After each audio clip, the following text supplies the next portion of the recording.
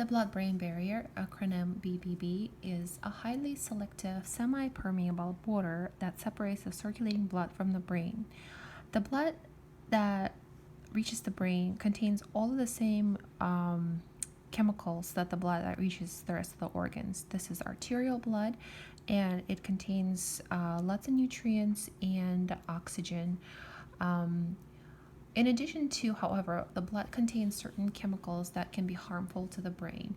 Those chemicals will not harm the rest of the body cells, but they will harm the brain because of the nature of the very sensitive neurons that reside in the brain. Therefore, the blood-brain barrier protects the brain from these chemicals by filtering out the chemicals and not allowing them to enter the brain, filtering out the good chemicals, filtering good chemicals into the brain, so allowing the good chemicals enter the brain. Examples of those will be oxygen, glucose, and then preventing certain chemicals from entering the brain that could harm, such as excessive electrolytes and certain toxins and drugs. Blood-brain barrier, here's the diagram of how the blood-brain barrier works. This is a blood vessel. This is the walls of the blood vessel made by endothelial cells. This is the inside of the blood vessel filled with blood. The blood constituents will be plasma, the liquidy portion that contains various molecules, small and large, and the blood cells. For example, the most abundant one will be red blood cells. On the outside of the blood vessel, there will be brain tissue. These beige structures are specialized cells. These are the type of neuroglial cells in the brain, and these specific cells are called astrocytes. They press themselves against the walls of the blood vessel, and they prevent certain large molecules and toxins from entering the brain. However, they allow small molecules such as ions and various solutes that the brain needs, like oxygen and glucose. They allow it to enter the brain. This blood-brain barrier created by these specialized neuroglial cells called astrocytes. This blood-brain barrier can be damaged by trauma, by toxins, and by inflammation. For example, meningitis can cause inflammation that could damage the blood-brain barrier, making brain susceptible to the harmful substances in the blood, including infections. For example, another example would be stroke. Stroke could damage the blood-brain barrier and make the brain susceptible to the toxic products or harmful microbes in the blood.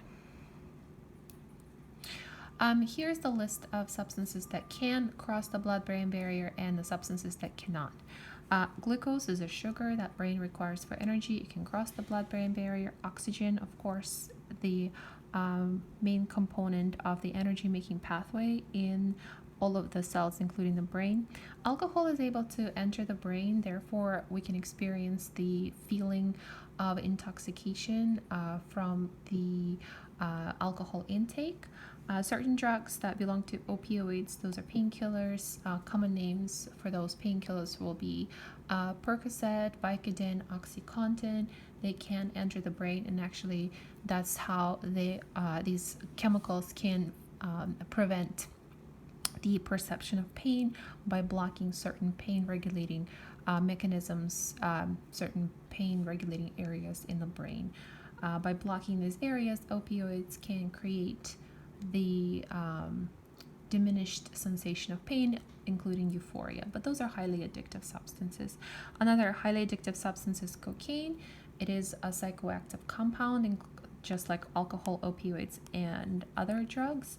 And this substance can't cross the blood-brain barrier. So pretty much any drug that creates, well, not pretty much, that every drug that does create a psychoactive effect on the brain, like the change of the perception of the world, like feeling drunk, high, or whatever, euphoric, that's the drugs that can cross the blood-brain barrier, therefore affect the brain. The substances that cannot cross the blood-brain barrier will be ions. Ions are charged. They could disrupt the function of the neurons, because neurons are electrically charged cells. Urea is a byproduct of protein metabolism. It's highly toxic to the brain. Proteins cannot cross the blood-brain barrier, and antibiotics, which makes the brain infection treatment difficult, and antibiotics treat bacteria. Bacteria cannot cross the blood-brain barrier, and viruses cannot cross the blood-brain barrier unless it is damaged by something, and that makes the brain susceptible to the infections.